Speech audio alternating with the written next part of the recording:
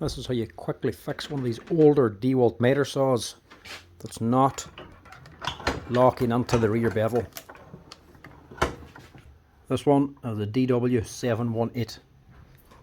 It's actually a very simple little fix.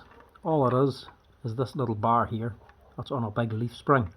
It's meant to drop in to these little square notches, but obviously it's not dropping down. The reason for it, sawdust.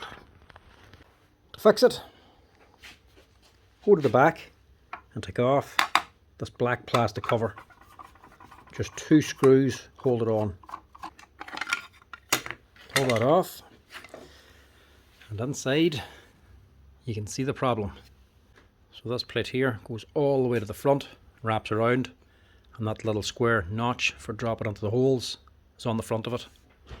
What happens is all the sawdust builds up, eventually starts getting underneath. So whenever you actually lift this up with the lever at the side, you lift it, dust falls in, gets in the way and starts jamming it up, and over time starts building a thicker and thicker layer of compacted dust until it lifts that spring up the full way so it's not dropping down anymore to engage. All you have to do to fix it is just clean it. Air compressor works the best.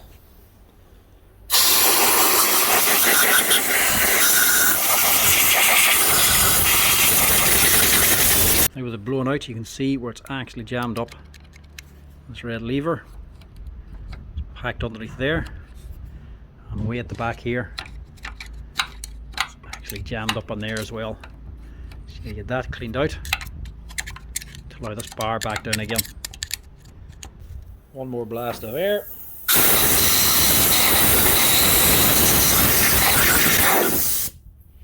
And that should do it. Now with it all cleaned out, it lifts up and it drops down. Most importantly, it locks in. And that's it. That, so you fix the lock on your Dewalt Miter saw.